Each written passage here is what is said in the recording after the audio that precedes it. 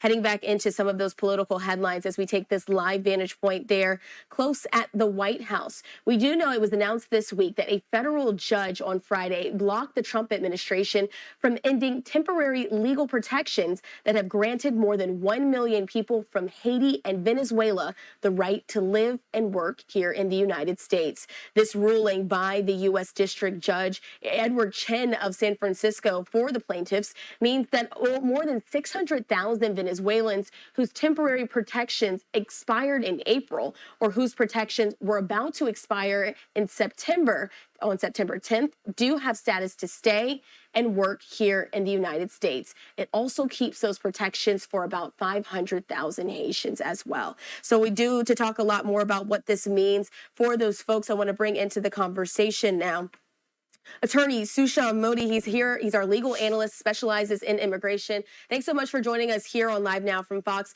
Obviously, this was a big shock when this news came out. So many people, lives are impacted by this. Can you sort of break down what we're seeing there from the judge and why this decision was made?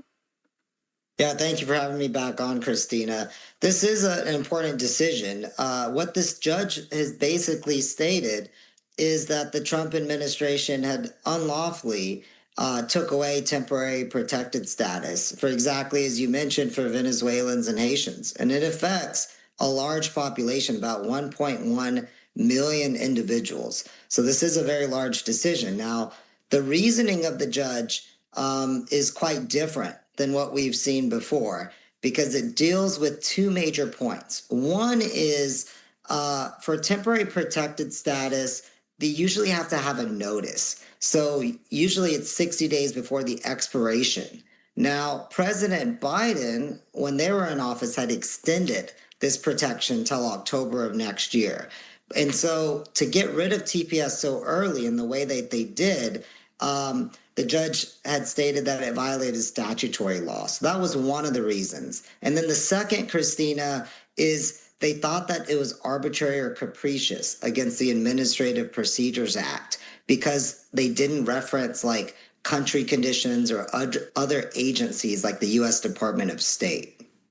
And so we also know that the presidential administrations have executed on this law for the last 35 years based on the information that we have. The Chen was very critical about this point. When you're hearing some of this response there from why he made this decision, do you think that this will also impact further cases and things that are being litigated as well in other immigration situations? Yes, I think it will. And even the manner of which Judge Chen issued this decision. So I remember us talking before, Christina, about birthright citizenship. And if we remember, the Supreme Court mentioned they were kind of against these universal injunctions, like judges having so much power to put all these executive orders on a universal hold.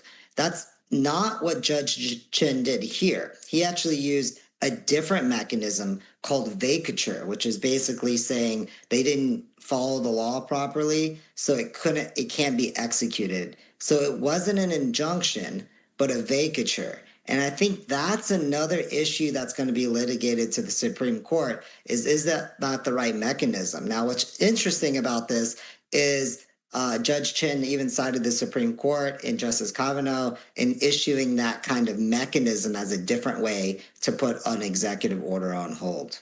And Susham, we're showing this from the New York Post, but I really want to focus on the picture there of DHS Secretary Kristi Noem. She's really been at the center of this issue. I want to talk about this a bit because what she said is that the conditions in both Haiti and Venezuela had improved and that it was not in the national interest to allow migrants from those countries to stay in that temporary program. But Haiti was first designated for the status in 2010 after those catastrophic earthquakes killed and wounded hundreds of thousands of people. Do you think that when we're looking at the conditions of the country, and you talked about how that was important in Judge Chen's decision, what else can we be looking at here? With her saying one thing, of course, the judge saying another, where does this go? Does this go up to the Supreme Court next?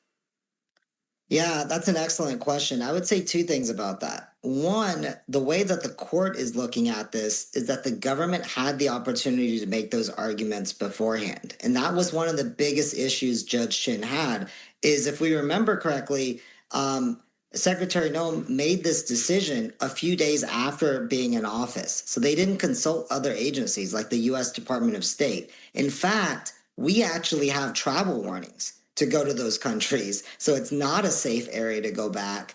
And in that way, it may not be good to be removing people back in those countries. So that would be number one. Number two, you're right. It was 2010. But that's another reason to think, are we doing the right thing with people that have been here for so long? Are we doing the right thing removing them if they've been legally working here, they have families here? And remember, Christina, to apply for temporary protected status, you have to go through biometrics like fingerprinting, a background check. So these are not, gang members or anything like that. They can't even have two misdemeanors to get temporary protected status. On the other hand of the equation, Christina, some people say, well, it's temporary and they've been here a long time, since 2010. But have countries actually gotten better? And whether they have or not is really an executive decision. But what the judge is looking at is they didn't even consult other agencies like the Department of State and Human Rights Conditions. All right, still taking a live look there at the White House again. This was the breaking news that broke earlier this week on Friday. So we wanted to get an update here. We've been speaking with our legal analyst, Susham M. Susham, thanks so much for being with us. Lastly, before I let you go, did we miss anything else that we should be really looking out for as it pertains to not only this case, but other major immigration cases as they are now breaking their way through the legal system? Yes, two important things I would say to your viewers. Number one, it's going to be litigated. It'll probably go up to the Ninth Circuit and the Supreme Court again. So to carefully watch this issue, it's not over by any means. And number two, because it's not over, and this is crucially important, individuals that are affected, which is about those over 1.1 million individuals, they should consult with a good immigration lawyer, because if they have a way to change status, so a legitimate way if they want to go back to school, they need to apply while they're in status. And if a court rules that this decision was not correct and goes back and says, TPS is no longer valid, then they're going to have a much harder time. You usually have to be in status to change status to like a student visa, for example. And additionally, these countries, the conditions are quite awful. We've seen, for example, a lot of Venezuelans flee. It's under a dictatorship. There's massive poverty. So if they're afraid to go back, then to really look into asylum law as well and have a consultation with an immigration lawyer about that. But it is crucially time sensitive, because it may seem like, oh, they're okay until October of next year, depending on their circumstance. But one, applications take a long time. Two, the courts could change on this issue, and therefore it's time sensitive if they want to look into other avenues of relief. All right, and so we certainly appreciate Susham M for joining us here on Live Now from Fox, as the judge has now blocked the Trump administration's end of protections for 1.1 million Haitians, as well as Haitians and Venezuelans, I should say. Wanted to bring that to you here on Live Now, as that was one of the biggest stories of the week. Susham, I appreciate you as always. Thank you.